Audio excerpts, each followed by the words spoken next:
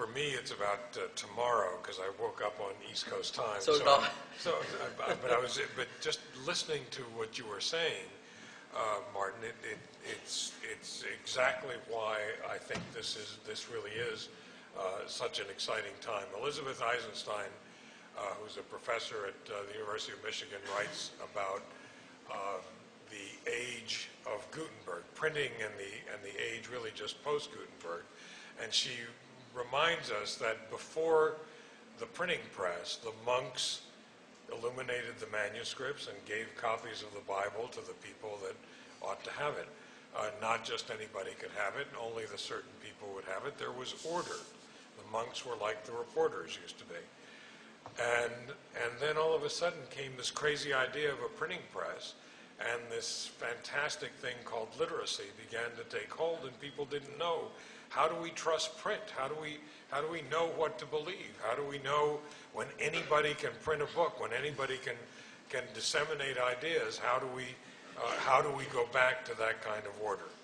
I think we're living in a very analogous time, and I find that a wonderfully exciting time to live. I happen to be in the very privileged position of being not the person who has to do these things, like my three colleagues who just spoke, but somebody who is in the position of supporting these ideas wherever we find them. Knight Foundation was started by Jim and Jack Knight some 60 years ago to promote excellence in journalism and to promote communities where they had interest. We've taken that to mean today that our goal is informed, engaged communities, and we do that on the journalism side through the support of organizations that we think are experimenting with ideas that will take us into the future. We had been, up until about 3 years ago, we had been funding a lot of endowed chairs. We were by far the biggest funder of journalism education projects in the United States, and we decided to admit that we really didn't know where things were going. We didn't know for a lot of reasons, but really there were three big ones. One was we didn't know where things were going because of the technology. And it wasn't just the technology that is obvious and available, the fact that all of us can be in communication with almost anybody around the world, even while we sit here. It's that we don't know what that technology is going to be used for when it actually gets to be popular. The uses of the technology that will take the purpose of it someplace other than where the inventor meant for it to be. We don't know in journalism what the meaning is of all of this collaboration that is going on that Paul mentioned earlier. ProPublica, I don't think could have happened 5 years ago, 10 years, certainly not 10 years ago, because I don't think, however good your journalism is, Paul, I don't think the editors of the Wall Street Journal, you at the Wall Street Journal, wouldn't have accepted ProPublica. Right. The Washington Post wouldn't have done it. And Martin, the kind of collaboration that you're talking about and that is increasing at the New York Times simply wouldn't have happened. Where does all of that lead us? And perhaps most importantly, we don't know where things are going because we don't know what it means for the consumer to own the process. We don't know what it means for the consumer to own the information, and we don't know, I think, really what it means for the consumer to really be able to act on the information, whether it's seeing a shirt that you like, that you click and buy in the same or another color, or whether it's sending the particular bit of news information around halfway around the world to 1,000 or 1 or 100 people. So we decided instead to fund experiments.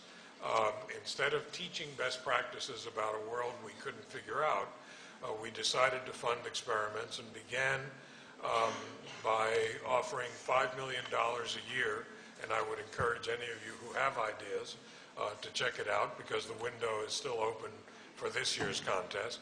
It's $5 million a year for ideas that will deliver news and information on digital platforms to geographically defined communities.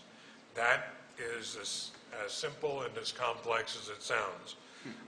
We decided to support universal digital access in the United States. We decided to study all of these different new ways of delivering information, and we decided we would ensure in all of our activities that all of the information that we gathered, all of the code, all of the projects, would always be made absolutely public.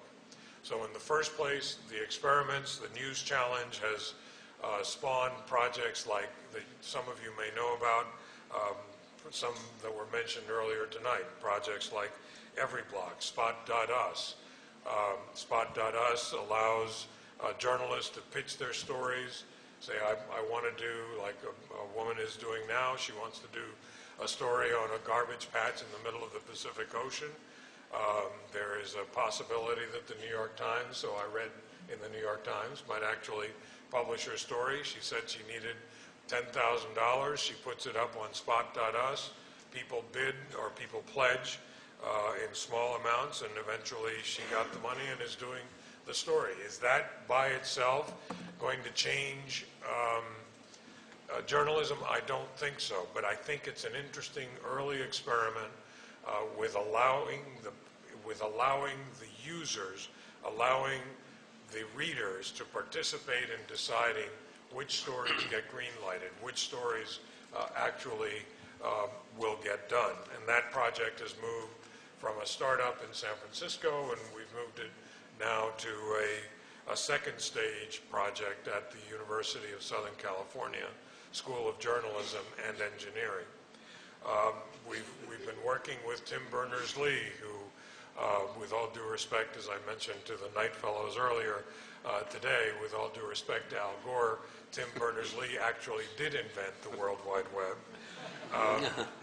He is an engineer. He teaches at MIT. He did not take a patent, if you can imagine it, on the World Wide Web because he believed and believes that it should be free and universal.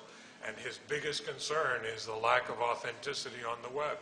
So Tim came and asked for funding to do a research project on how to tackle this. And I thought, you know, he must want 10,000 fact checkers. He must want a great copy desk in the sky. But no, that would be my old newspaper man solution. His solution as an engineer is he wants to write code so that every one of you, every one of us, can be our own fact checker. I don't know, so please don't ask me how you do that. I do know that he's working on it, that he's developed code, and that it's being tested today by the Associated Press. We've funded projects at the Media Lab at MIT to apply in real life the kinds of projects that they've been doing for years. We have engaged community foundations that exist all around the country to meet the information needs of their communities. We had 20 projects in the first year. We'll have another 20 projects this year. We have funded news organizations like the Voice of San Diego. Paul mentioned that we're supporting ProPublica, MinPost in Minneapolis, Chi-Town, which did not work, Chi-Town Daily News, Gotham Gazette, New Haven Independent, Village Soup in Maine. It is really important to look at, I think, organizations. Some of them are nonprofit, some of them are for-profit. All of them have local support. We're also supporting the Texas Tribune, which just started. We will be announcing our support for the San Francisco project that was mentioned a little while ago. it is essential to look at all of, to support all of these, experiment with all of these, see what makes some of them work, see what makes ProPublica apparently work, but Chi-Town, which just closed down, not work. We have to learn what are the things that make one succeed and the other one doesn't.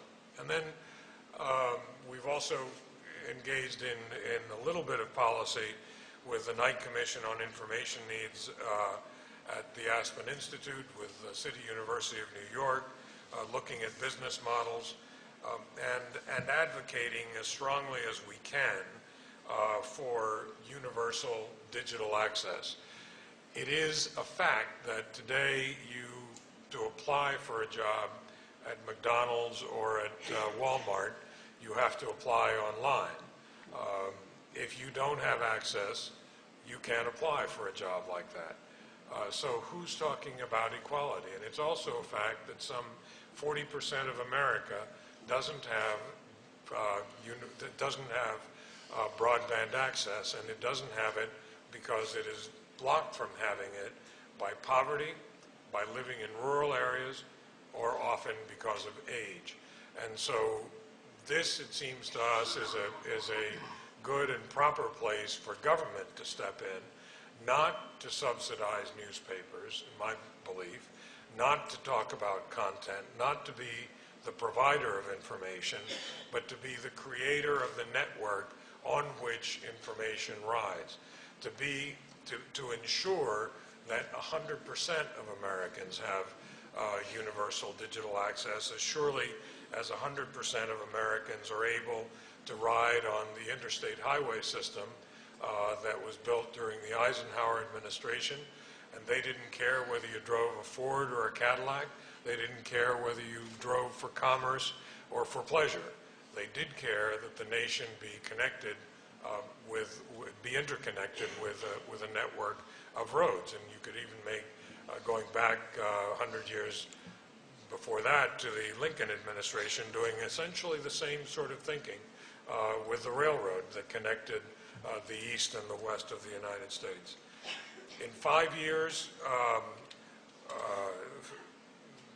Joel had asked us to think about where we'd like to be in 5 years. In 5 years, I don't think we'll be there, but I would love to be able to go back to teaching best practices.